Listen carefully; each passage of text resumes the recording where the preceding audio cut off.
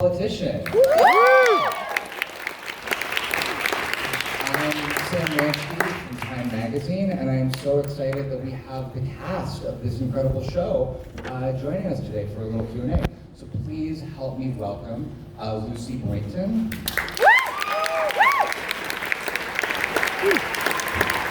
David Cornswell,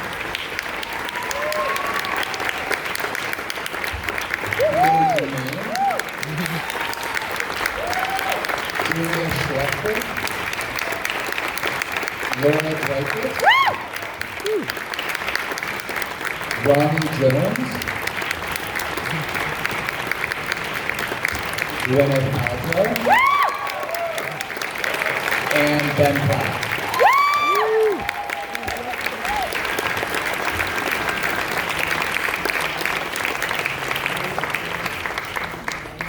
This is so fun. Thank you all so much for being here. This is amazing.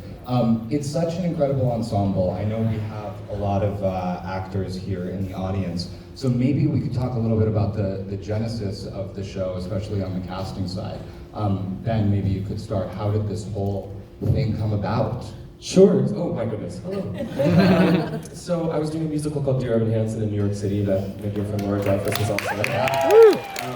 And Ryan Murphy came to see the show, and he came backstage in a gorgeous fur coat, and he said, you know, it was wonderful, we have to make something together. And I thought, you know, that's a wonderful thing to say, but you're Ryan Murphy, so I don't have really any expectations, because you know, have a million bajillion things going on. And then like a month later, he reached out and said he had an idea, and we had lunch, and he pitched me this very, very clear vision of exactly what the show would be, and the character of Peyton, and sort of the main selling point was always that it was going to be sort of a very, very much a departure from the character I had been playing, and he had the tone very clear in his mind, and he told me that Gwyneth was going to be my mother, and I thought that was maybe a joke, because I was like, there's no way that that's true, and that she would grace us with her presence, and that maybe she did, and that's insane. And that's what happened, and then we got to build this incredible ensemble of young people after that. Awesome. Gwyneth, you have been focused on building an incredible business, as we were just talking about backstage with Goop. And this is a return to the small screen for you. Can you talk about what drew you to this world, this universe?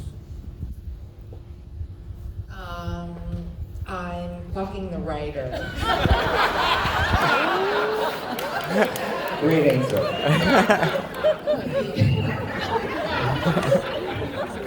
But he's my husband, so it's legal. So you know, so now I'm in the show.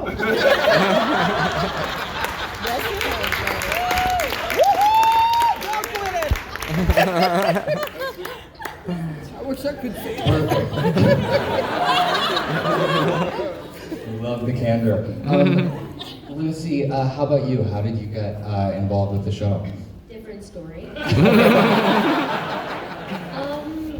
It was a script that came through my agents, and obviously as soon as you see the Ryan Murphy, Brad Paltrow, Ian Brennan stamp on it, it's just a no-brainer. And the script was unlike anything else I was reading or had read, and so I did a self-tape, and we went to New York and tested, which was terrifying to do in front of that trio.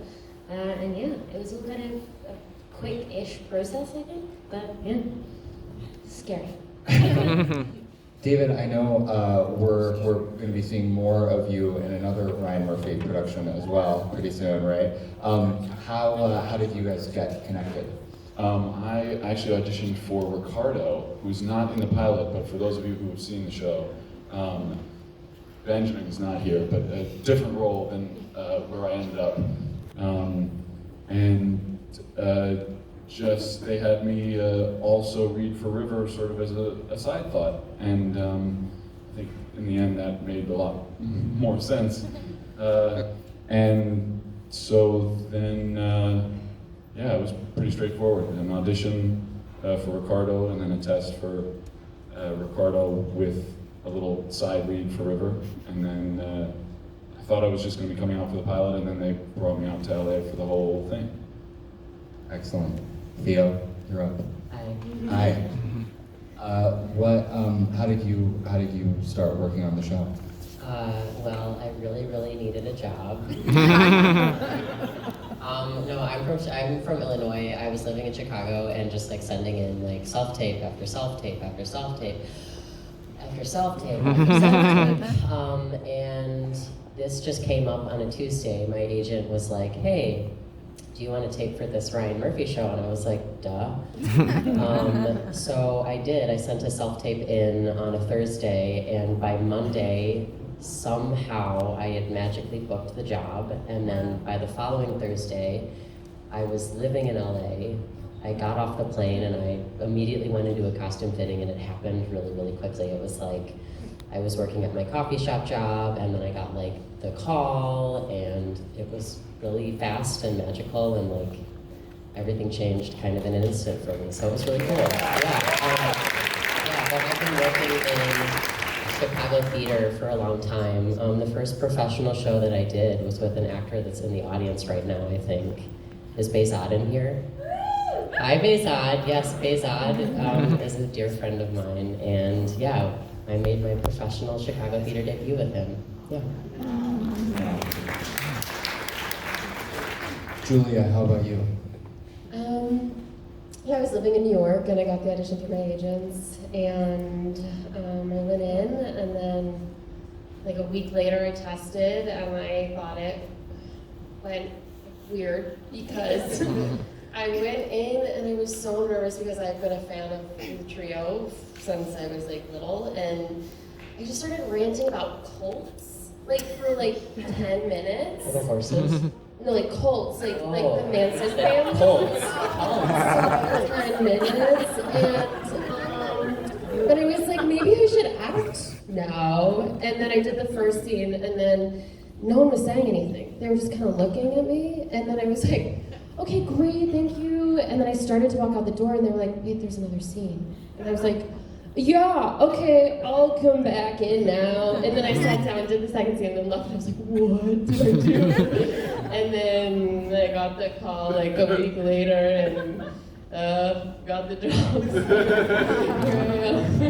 Yeah. Laura, did you talk about cults in your audition? I wish I did. No, I was doing Dear Evan Hansen, no longer with Ben, but I was still in the show, and I got the audition, and I remember knowing that Ben was a part of the show, and I was so excited because I had done Glee with Ryan and Ian and Brad, so it was like really fun for me to see Ben be a part of this show with these people that I have admired for so long and loved working with. And then when I got the opportunity to audition, I was like so nervous because I think when you work with people and you really respect them, you don't want to disappoint them. And so I remember when it got to the point where I was like screen testing, I was just like a bundle of nerves. And but yeah, it was a really cool thing because then I got to reunite with one of my favorite people and work with these awesome dudes who wrote something really fun. Ronnie, how about you?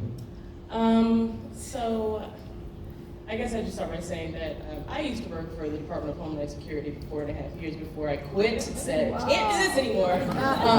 And moved to New York and was like, I guess we'll figure out what's going to happen here. And so once I landed a manager, once I moved, I got the breakdown of the character, and then I was like, oh, who's this guy? And the manager was like, oh, it's Ryan Murphy, Brad Paltrow, Ian Britton. And I said, what? And he just signed me up. So I was just excited that somebody saw my photo and was like, bring her in. And then I went to audition and walked into that intimidating room, and I was like, should I go back to Homeland Security? I made a mistake. I am terrified. But then I was like, you know what? Go big or go home. Give it a shot. Just happy to be here. And it went well. And so I'm just like sitting around with these people. I'm like, what am I doing here? I just have to add that because I was an EP on the show, I had the privilege of watching a lot of these really gifted people do their auditions, and Ronnie blew everyone away so much to the point where they didn't even really bother testing anybody else. So there was like all these people testing, and then it was just like, oh, and also there's this girl Ronnie, and we're gonna cast her, but we just wanted to see her do it again because she's so amazing. Stop it. That's so sweet. One of the things that I think is really special about this show is it has such a distinct tone. It's satirical, it's heightened, but also earnest. Lucy, you got a lot of really kind of acid lines in this, I think. Can you talk about striking that tone as an actor? I think that was one of the more daunting elements of it for me. Like, you've spent so much time learning with camera acting to really pull back and do so much less because the camera sees everything.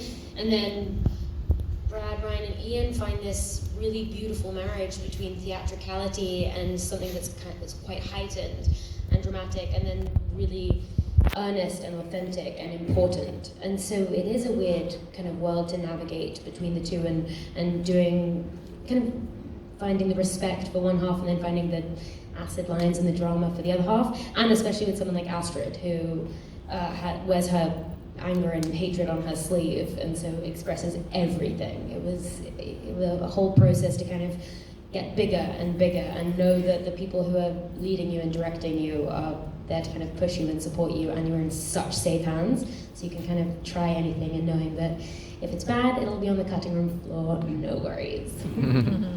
Ben, how was that for you? The sort of tonal balance and finding that as both an actor and a producer? I think, similar to what Lucy said, there's such a level of trust because they have such a particular sort of taste level, right, Brad and Ian? And I think the through line for us, whether it was something very broadly comedic or entirely earnest and deeply felt, is that everybody believes very deeply in everything they're doing and saying. And so, sort of regardless of the way a scene it totally ends up coming across once there's score added to it and the way that it's shot and sort of the exaggerated cinematography and all of that, it feels also kind of the same world for us because Peyton takes his performance of River just as seriously as he takes his sort of like one-man walk and talk around the table around David like screaming in his face. And even though one of them is obviously a far different sort of more volatile situation, it all has this kind of underlying kind of like lowest common denominator essentially. But yeah, it's really fun. I think that's part of the thing that attracted me and probably everyone else here to the script, is that it yin yang so beautifully and allowed us to use all the different tools in our belts so that we never got bored. Awesome. For the, there's such a lovely mix in this cast of, more seasoned actors and some newer faces to the screen. For the supporting players, did you learn anything from watching the more veteran actors do their work? Anyone? Why are you laughing? I mean, every day was like a master class. You just get to just watch these amazing people just work. I mean, a thing that comes to mind is seeing Ben sing River. Mm-hmm. Like when I was in the front, like right where you are, sir, and I was just like, what? This isn't fair. Like, how was he so talented? And it was overwhelming, and it was in that moment that I was like, oh, okay, I'm just watching him acting work, and it was just, so professional and just giving of his time and his talent, and I don't know. That was just a moment for me, so I was just in awe. I started to laugh because I feel like a year ago before we started shooting, I didn't know anything, and now I feel like there's so much that I've learned specifically because of working with everybody on the show.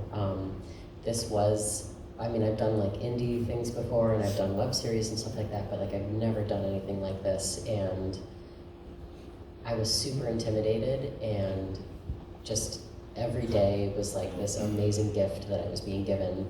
Whoever I was working with was like, I was like, well, what am I going to learn today, and how am I going to like get to keep working on my craft, which I love so much. So like everybody, I learned something from everybody, and I'm super grateful for everybody.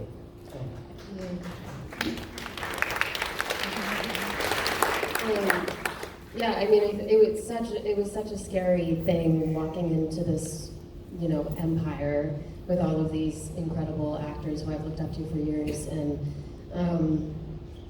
from day one, Ben and everyone, they just led with such kindness and empathy, and like it was all about this beautiful experience that we were going to share together and this beautiful thing that we were going to create together. And we've talked about this a lot, but it's so true that Brad, Ian, and Ryan, they believe in you before you believe in yourself. And like, I remember one of the first days, like, on set, I was terrified, and we were doing that dining room table scene. I think it was our second day, and Ryan was just like, go, like, just have fun. And I was like, really? Like, are you sure we're doing this okay? But then, like, you know, and then he would, like, come in and, like, be like, oh, try this. And we just, like, I felt like it was just, like, the most delicious day ever. And I was like, oh my gosh, like, he believes in me, and these people are here, and we're, you know, it's just been the greatest joy, and I learn from them every day. I think also, like, imposter syndrome is so real, and no matter how many, I don't know, experiences you have or how far you get, I feel like it never really goes away, and you're constantly looking at everybody else, like, thinking, are you feeling that way too? Because I feel like I don't belong, and I think there's something about, like, getting an opportunity like this where you get to be a part of something that is so unique and special in that way. It's very easy to feel like you're not, I don't know, welcome, if that makes sense. And then looking around at these brilliant actors who've been doing this for so long, like Gwyneth and Jessica and Bette Midler and Judith Light, and realizing that everyone is, like, so brave and no one gives you that permission. And so it's like, that's, I think, the biggest thing that I've learned is, like, really taking ownership of who I am and, like, what my spirit is and who I am as an actor, and, like, not being afraid to, like, make a scary choice, because that's what these women do. And so, yeah, it's really, I don't know, my biggest lesson probably. Then I think I'm glad that you brought up the performance of River, because it's so beautiful and one of my favorite moments in this episode. How did music come into this story? I mean, you're, you know, in addition to being an actor, a recording artist, and obviously a gifted vocalist. Was that in the DNA of the show from the jump? Yeah, well, at that first meal that I had with Ryan, when he sort of laid out very meticulously and very clearly the vision for the show and all the components of it, to sort of an alarmingly specific degree, which was my first glimpse into how he is as prolific as he just kind of sees it from the get-go.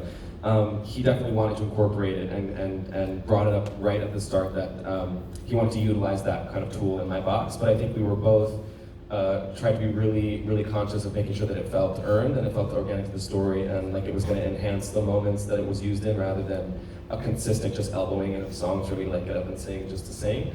And so I think the way that he and Brad and Ian decided to really sprinkle them throughout, and the fact that there are only 3 proper musical moments in the entire season, makes them each kind of juicier and more special, and they all are very odd and quite different from each other, which I think is also really important for this particular piece. I think it's not, you know, of course there are seeds of every piece that Ryan and Brad and Ian have made, and there are tones of glee and many other things, but it isn't the kind of show that I think that has a musical language. It always has to feel that there's a reason for them to be singing in the reality of the circumstance.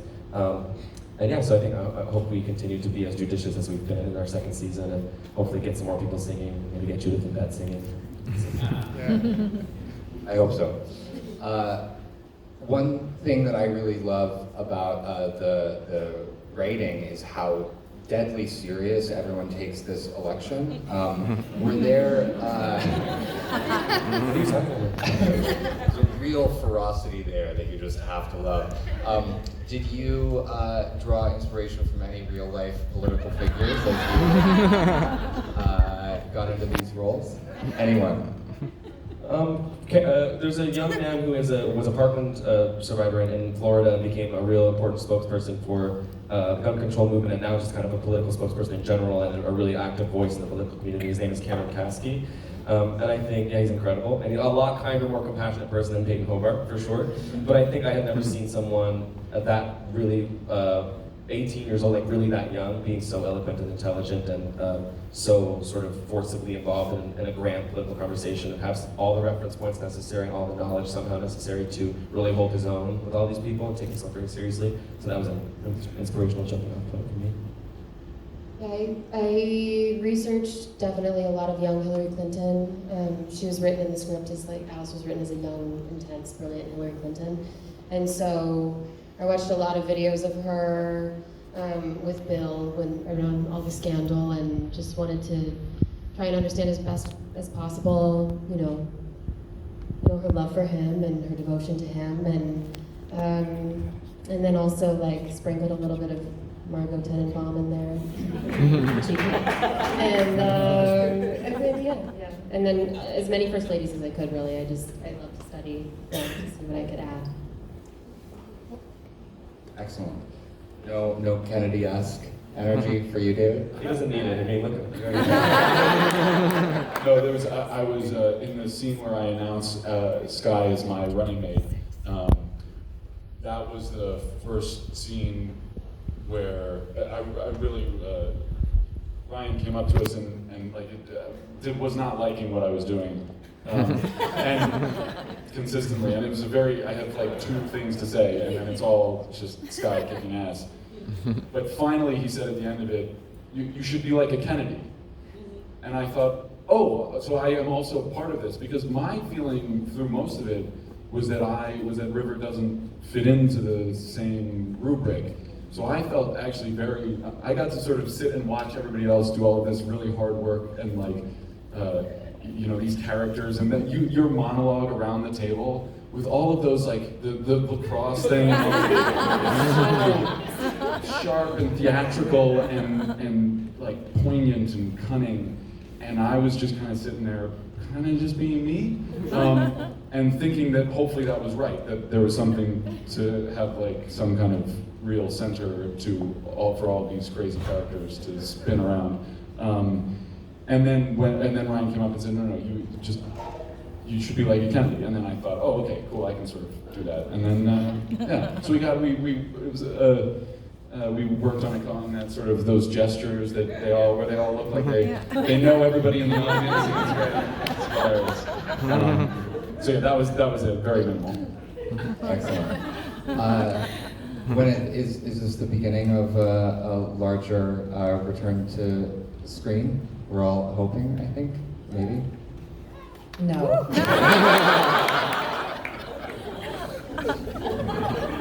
You'll have to watch more Politician to get more Gwyneth. Yeah, excellent.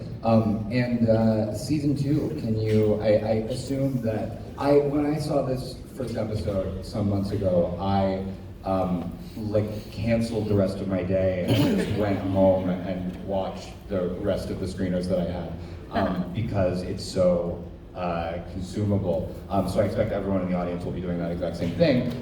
But when you run out of episodes of season 1, season 2, what's ahead? What can you tell us about? The end of the first season, without giving anything away, tease up season 2 in a really elegant way. So what more can you reveal? I don't want to reveal too much for anyone who hasn't seen the finale, but like Sam said, it very much sets up the next world. Obviously, the grander sort of concept of the show is to follow a different political race or situation through Peyton's journey to either attain or not attain the presidency, depending on how things go. So the second season is all about that next step. It skips forward a bit in time, and we change locales as well, and we add the great Judith Light and Bette Midler into the mix, and we sort of see how the tone and sort of intensity of this world that we've created here in this like beautiful Santa Barbara high school will translate into a much realer world and in a different city and in a more sort of adult landscape. And that's about all I can think of to say without ruining anything. If anyone can think of anything else, but that's it. That was perfect. Okay, great. I'm always so curious, especially with a show like this, which is so visible. How has life changed in the couple weeks since it dropped? Everyone meets me and assumes I'm a dick now. I didn't, for some reason, I really like Astrid, so that was a surprise, but yeah, I was shocked. I've started getting marriage proposals in my DMs. And also what's really cool actually is because the show is released in so many countries, there are a lot of people that are like talking to me in like Portuguese, because there's so many people from Brazil, and I'm like, who are watching the show, and I'm like, I'm gonna learn Portuguese because I want to speak to everybody. So it's really, it's been cool to see how the show and everything dropping has like inspired me to do new stuff. I'm like, you have to be checking in on your Spanish. You have to be like making sure you know how to, at least converse in all these languages, because like I love people so much and I just want to talk to everybody and like engage with everyone. And so like it's been cool, and also weird marriage proposals. I think we have time for a couple of questions from the audience. Anyone has any? See one right back there. Hello. Oh, wow, this is really loud. This question is for Ben. I've watched the whole series already, so I feel like this is a question that people need to know. Why aren't your covers from the show on Spotify? I guess I would just answer that for now with patience. And that's all I can say. Not that much patience, right? Yeah, actually a very small amount of patience needed than left.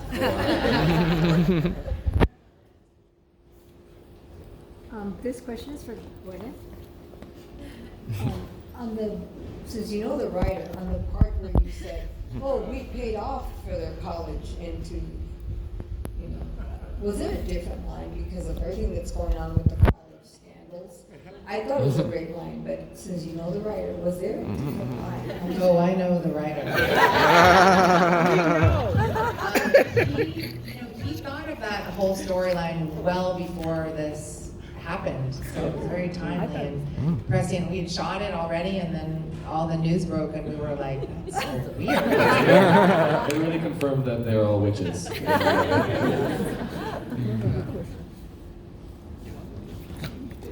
Hi. This is a question for anyone who feels free to answer. But I know there's like 2 different acting methods and like kind of fully becoming the character or putting yourself a bit into the character. And I was so compelled from each and every one of you from the show. How did you guys act as a character? Like, did you fully become like the mindset? That's how your thought process was of the character you're playing, or do you think you put your own like emotional like process into it? That's an awesome question. Yeah. It didn't always work in this, because this was a big challenge in a lot of ways, but I like to think of, especially screen acting, as mostly just making faces. So there's a range of faces that you can make. And especially with such great, when you have such great directors and producers and Ryan sort of in charge of it all in the end. I liked to just give him lots of faces, and then he would decide what to put in there. You're actually the worst. But in this case, especially with all of my stuff with Ben, which is very emotional, and Ben has a very deep emotional well, which is very intimidating to act across from, especially when the script says that horrifying thing of, he cries, and you're like, okay, I guess I have to do that then.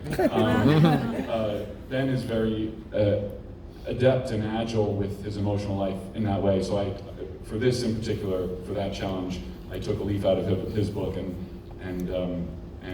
tried to.